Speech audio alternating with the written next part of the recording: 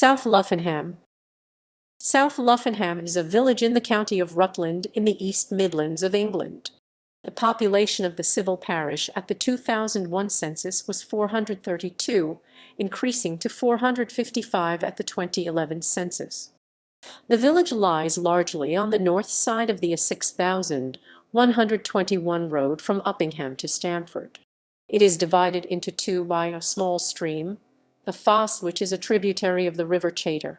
The village has two pubs, the Boot Inn, formerly the Boot and Shoe, and the Coach House, previously the Halfway House, as well as the parish church and the village hall. South Luffenham Hall stands a short distance to the southeast of St. Mary's Church. There is a ruined windmill to the east of the village. Luffenham railway station was located to the north of the village and also served the neighbouring village of North Luffenham. The railway station opened in 1848 and closed in 1966.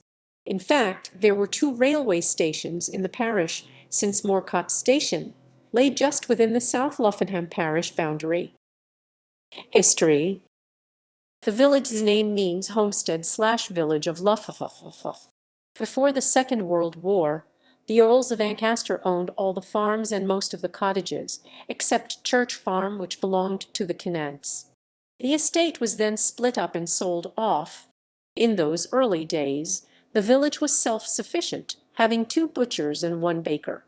In addition, Bates carrier journeyed from Barrowden each Friday to convey goods, but no passengers to Stamford. Cash would also be taken to the banks.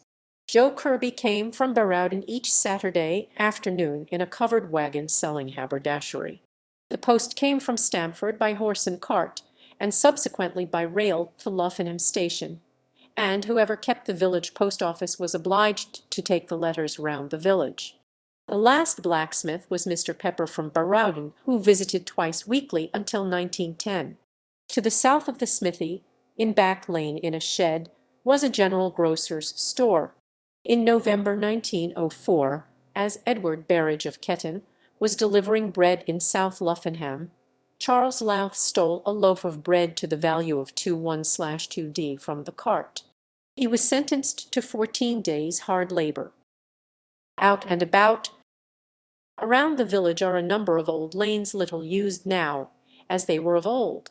Cannonball Lane leads up to Morcott Spinney, so called because it is handed down that Cromwell's men set up his cannons in this spinney from which to fire on North Luffenham. Shocky Walk, meaning a strip of grass between cultivated strips, leads southwards from the top of Pinfold Lane onto the common, where there was a pond. From this point the track became Hangman's Lane up to the gallows, sited there, it is said, to discourage the poor who would collect their wood and feed their geese on the common. The point is marked today by some fir trees. The common originally stretched from Barrowden Lane to Foster's Bridge. The Earl of Ancaster exchanged his fields, on which the allotments and recreation field now stand, for the 400 acres 1.6 km2 of common, on which he built Luffenham Heath Golf Course, which opened in 1911. In January 1921, fire destroyed the workshop, showroom, and caddy's hut at the golf club, having been started by a spark from a stove in the workshop. At Christmas 1793, a tribe of gypsies were camping at the Follies near Foster's Bridge. The gypsy king, named Edward Boswell, had a beautiful daughter, Rose the Princess. She was just 17 and dying of consumption tuberculosis. When the time came to move on, she was too ill to travel in a jolting caravan, and so the gypsies stayed a further 2 months on the cold bleak heath. When she died, the churchwardens of South Luffenham would not have her buried in the parish, because she was not a Christian. The curate, the Reverend Bateman, finally overruled his parishioners, and she was buried in the south aisle.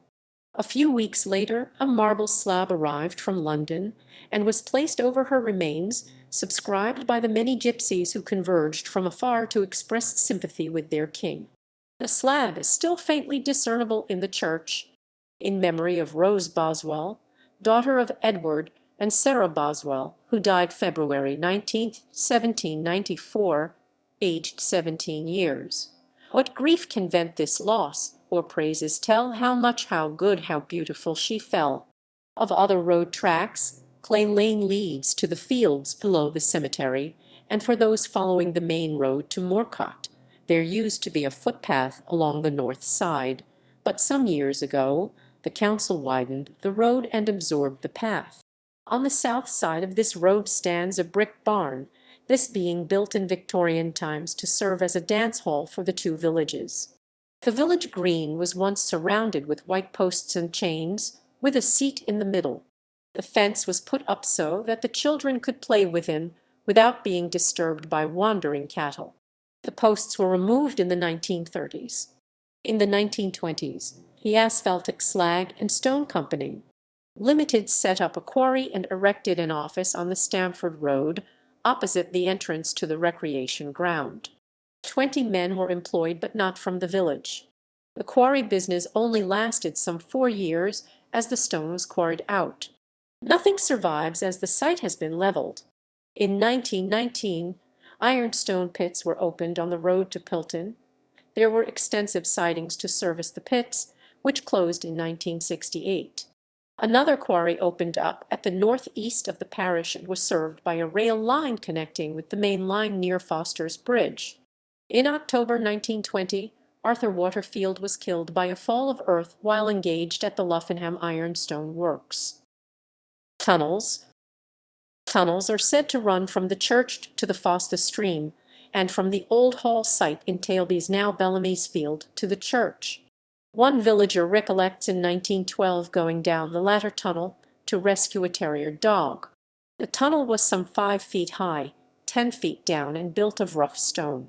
Having travelled 5 yards 5 m in the direction of the hall, he gave up and returned because of the crumbling condition of the tunnel walls. There are various theories regarding the mounds in Tailby's Field. Some recount that it is the site of the old hall and surrounding cottages. Others think that the main mound covers an old ice house. It is true that a few years ago a calf fell into a tunnel beneath the mound, and that afterward this was firmly covered over. At the northern corner of this field is the Adam and Eve barn, so called because of the inset stone carving. It is thought to have been an earlier tied barn to that which now adjoins the church. Before the Great War, the building, also known as the Old Primrose Barn after the Primrose League used by them prior to 1900, served as the village hall, and dances were held there. Here would be danced the Lancers, and down the middle, all to the accompaniment of an accordion.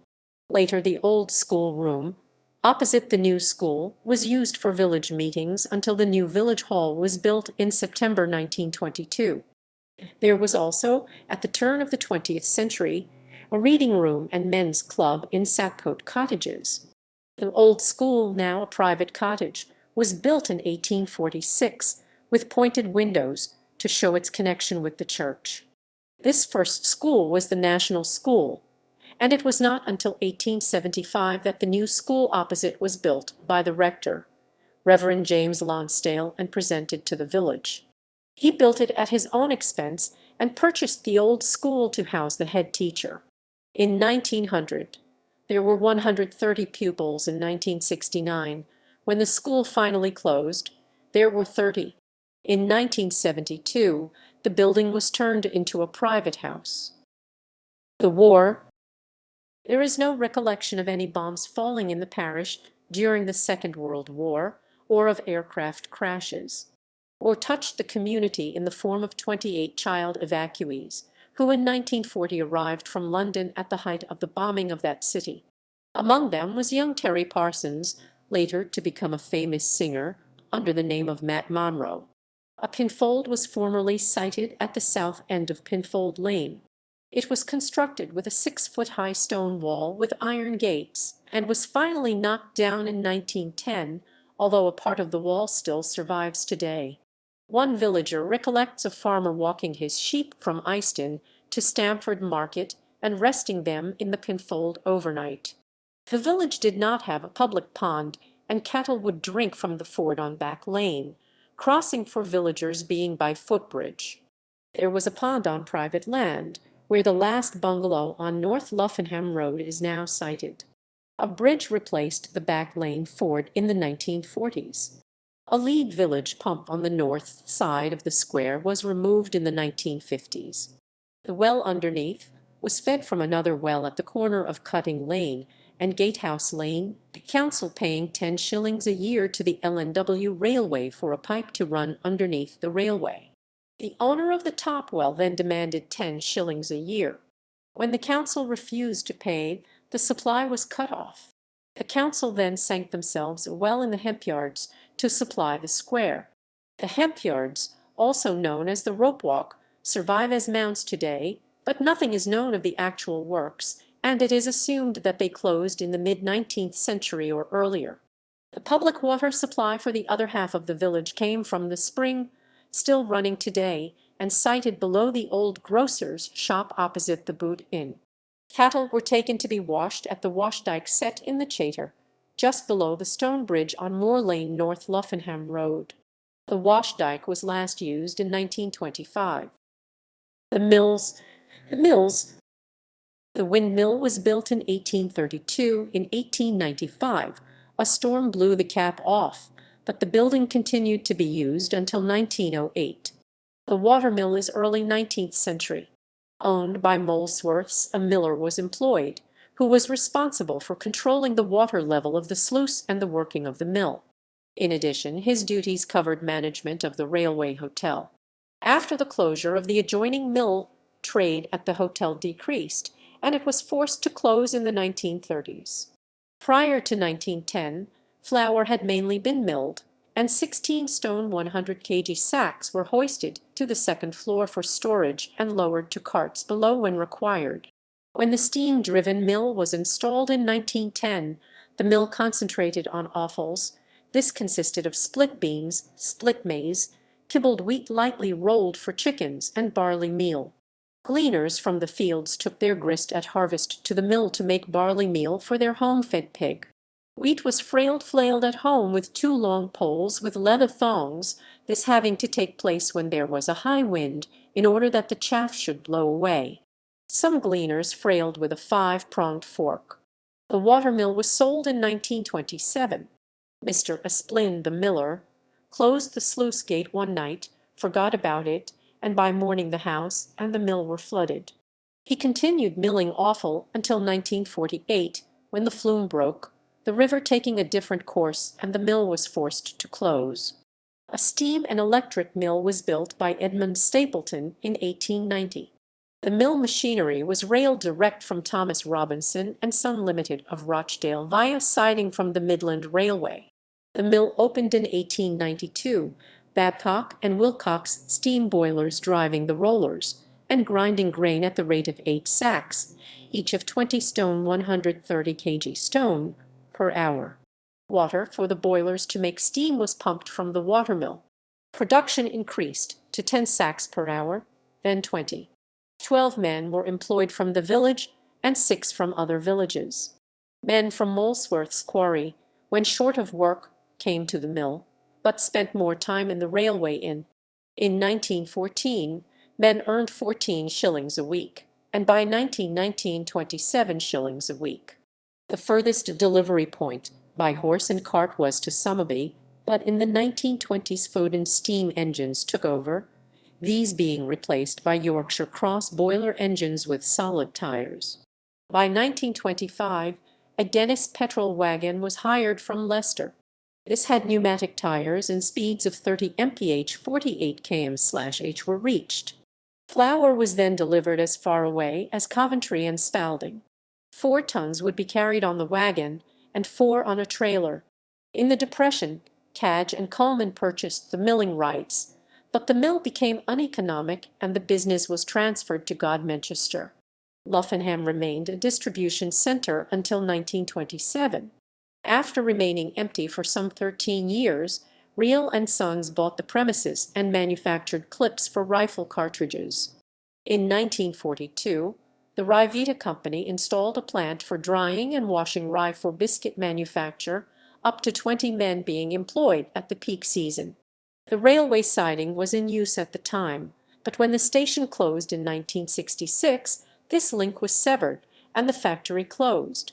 Newall Engineering then took the premises mainly for reconditioning of grinding machines, some 20 men being employed. The site is now Line Cross Limited. The Common.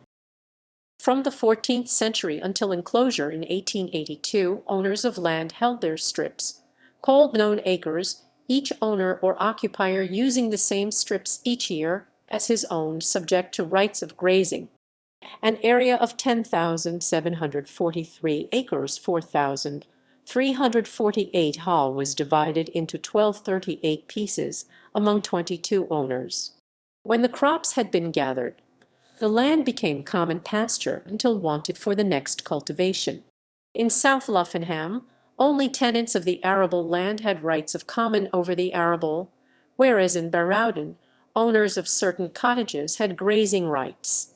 The ancient custom had been that a fixed or stinted number of beasts used the fields, but of later years this was disregarded. As the fog closed in on an elderly woman toiling up the common from Tixover, shrouded against the cold night air, the sound of the church bell tolling guided her back to South Luffenham. In gratitude, and for other who might become lost, she donated a field, whose income should pay the sexton to ring the bells at 5 am and 8 p.m. daily from the end of October to 25 March. This continued for many years until the outbreak of the Great War. The field was originally at Foster's Bridge, but the endowment was transferred to the Bellringers Field, also known as the Feast Field and Bell Field, opposite the coach house. Notable people. Robert Quadri, compiler of one of the first dictionaries of the English language, the Table Alphabeticale, became rector in 1571, but was deprived in 1587 for his Puritan sympathies. Owen Gwynn, master of St. John's College, Cambridge from 1612, and vice-chancellor of the University of Cambridge 1615–16, was instituted rector 28 October 1611, remaining in office until his death in 1633.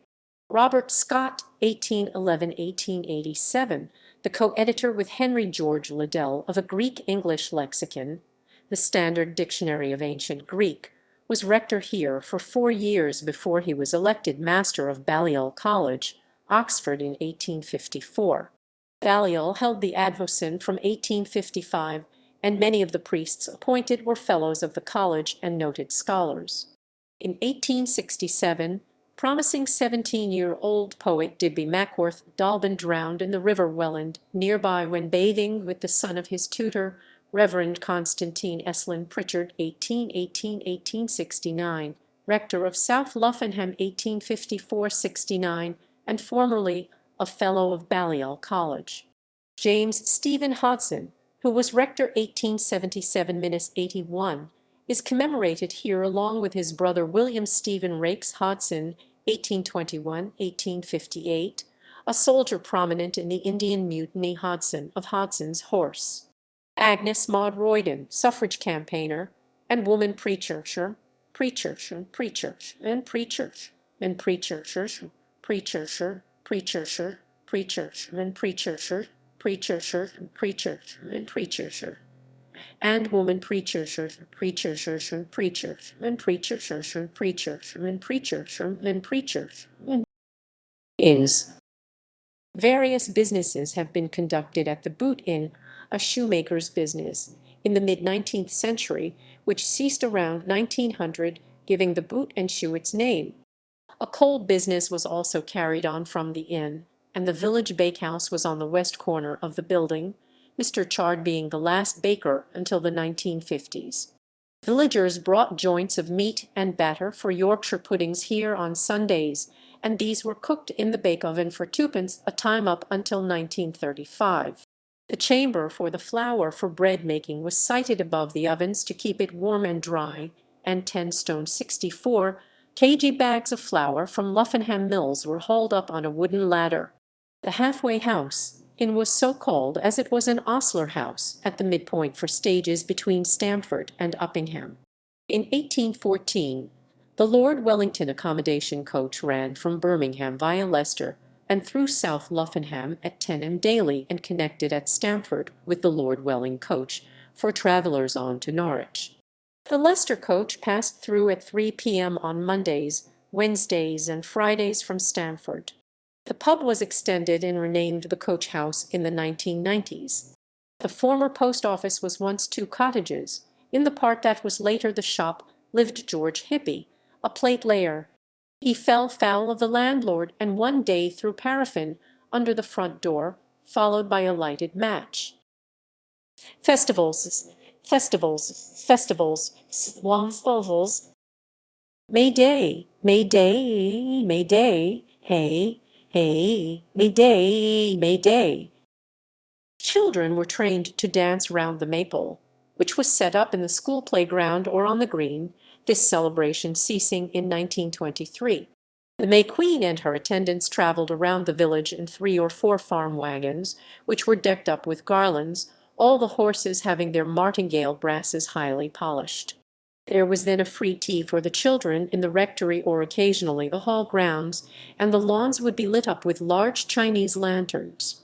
In the evening there would be dancing in the Adam and Eve barn. Ploughboy Monday. Monday. The ploughboys would go round from door to door on Plough Monday, the second Monday in January, collecting wine and cakes and money if possible. The blacking of faces and dressing up by the boys, traditional in other villages, is not recollected in South Luffenham. The custom died out in the 1920s. Wassailing Day, Hilling Day, Hilling Day, Ailing Day, Ailing Day, Sailing Day. Wassailing was held on each 21 December until 1939. At this, the old ladies of the parish would visit the farmers and gentry to collect a shilling or a quart of tea. South Luffenham Feast. First Sunday after 15 August. The Nassington or Colweston band would arrive to start the feast week by marching around the village and then playing on the green. During the week, cricket matches against other villages were held on the recreation ground. Fenwicks from Lincolnshire arrived with their swingboats, worked by pulling ropes, and a roundabout pulled round by a piebald pony called Tommy. These other stalls, and a rifle range shooting at clay pipes, were set up in Bellringer's Field, and they stayed for the whole week. It is remembered that Vincent II, an Italian, came from Stamford with his gaily painted float loaded with ice cream. Great bouts of singing and dancing took place in the pubs during the week, and most men got drunk, some paralytic, on homemade wine. The railway. At one time, 13 trains a day plied between Stamford through South Luffenham and on to Seaton railway station on a double line, although one track was taken up in 1914. A small engine pushed and pulled its single carriage up and down the line. The train was affectionately known as the Wessie, the push and the pull, the puff and dart, or the Dartsey. The line from Seaton was closed and lifted in 1966. Inspired. At the turn of the 20th century, Jack Ingram, a well-known steeplejack, visited the village one Saturday and was asked to grease the weathercock. He brought this down from the church steeple and promptly refused to put it back unless he was paid a gold sovereign. This was eventually given, but not before a fight had broken out over a disagreement amongst the villages over the levy, over the levy, over the levy, the levy, the levy, just over the levy, over the levy, the levy, over the levy, the levy, just over the levy, the levy, the levy, the levy, the levy, just over the levy, the levy, the levy. Ingram later became a milestone inspector a tramp. There is a tradition in the village that seagoing boats once came up the Foss to a quay by the old village pond, and were unloaded by monks from a monastery below the church. The stream was thought to be a canal, when the sea came up to Uppingham, and was quite deep until the water was backed up and silted in the race to provide power at the watermill. The Chater was said to be 6 feet deep at the wash dyke. The Great Fires. In July 1874, Samuel Hippy, a 6-year-old child, playing with lucifer matches beneath a straw stack of Mr. Ball, the baker, started a conflagration that spread to 2 cowsheds. The high wind at the time scattered burning thatch and straw in all directions, and in 20 minutes George Tailby and George Pretty's farms were ablaze, as were 4 cottages, 2 occupied by William Fox and Thomas Skillett, and a pub tenanted by George Watson. These were in Pinfold Lane. The position of the inn is unrecorded, although it is known from the 1846 directory that the pub was the Axe and Saw with Mr. Pridmore the Licey. The fire covered some 3 acres 1.2 ha, and 11 straw stacks caught fire as well. Although plenty of water was at hand, the fire had too strong a hold, and all that could be done was to douse the buildings nearby to prevent a spread. Apart from a pig and a few fowls, there were no casualties, but damage amounted to £1327. Fire brigades came from Stamford, Uppingham, and Normanton, arriving too late. In April 1913, after the passing of the LNW football special carrying excursionists to Market Harborough, there was a high wind, and it was assumed that a spark had come from the engine. Properties destroyed included Mr. Greenfield's butcher shop, 5 cottages, 2 farms, and 3 straw stacks. A quantity of livestock, mainly chickens, was also lost. The Stamford engine pumped water from the brook. Every thatched building was burnt out, although those with slates were saved from serious damage. The Durham Ox sign was burnt down. Later the parish council considered subscribing for the Stamford Fire Brigade, for they had turned out with their steamer, although not obliged to. This was in the days before the local authorities took over the fire service.